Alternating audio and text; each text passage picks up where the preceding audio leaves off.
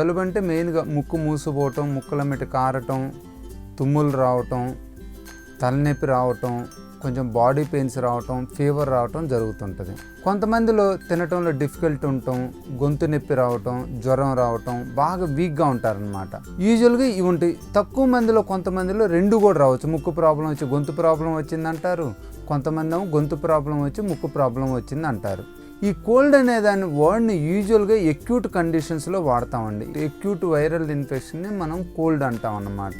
ఈ viral infection సాధారణంగా వాతావరణం మారినప్పుడు కానీ, మనం కొత్త ప్రదేశాలకు వెళ్ళినప్పుడు కానీ వస్తుంది అనమాట. సాధారణంగా వచ్చే ఈ కోల్డ్ వైరల్ ఇన్ఫెక్షన్స్ నుంచి వస్తుందండి. యూజువల్గా ఇన్ఫ్లుయెంజా నుంచి వస్తుంది.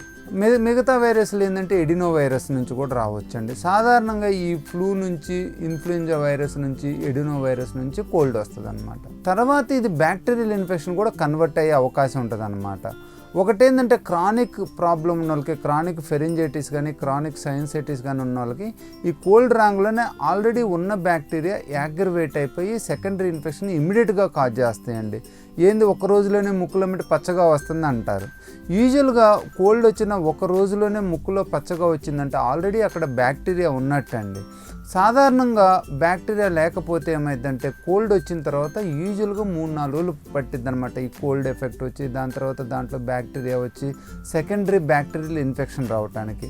కానీ క్రానిక్ ఇన్ఫెక్షన్స్ లేకపోతే యూజువల్గా కోల్డ్ వచ్చిన వాళ్ళకి సెకండరీ ఇన్ఫెక్షన్స్ కూడా రావండి. ఇప్పుడు మనం కోల్డ్ వచ్చినప్పుడు యూజువల్గా వాళ్ళకి క్రానిక్ సైనసైటిస్ కానీ, క్రానిక్ ఫెరింజైటిస్ ప్రాబ్లం అయితే మందులు లేకుండా చాలా ఒకటి తగ్గించుకోవచ్చండి.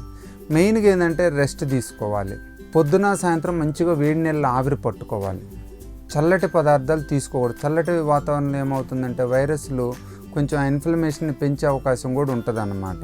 రెండోది మన బాడీ కూడా కొద్దిగా వీక్ అవుతుంది అన్నమాట. చల్లటి పదార్థాలు తీసుకోకూడదు.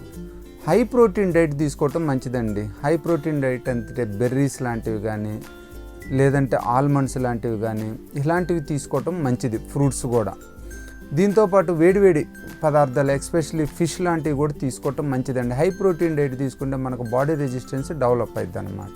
వీటితో పాటు మెయిన్గా హైడ్రేట్ చేసుకోవాలండి బాడీని. కోల్డ్ ఉన్నప్పుడు ఏమవుతుందంటే మన సెక్రీషన్స్ వచ్చి ఫీవరిష్ వలన బాడీ డీహైడ్రేట్ అవుతూ ఉంటుంది.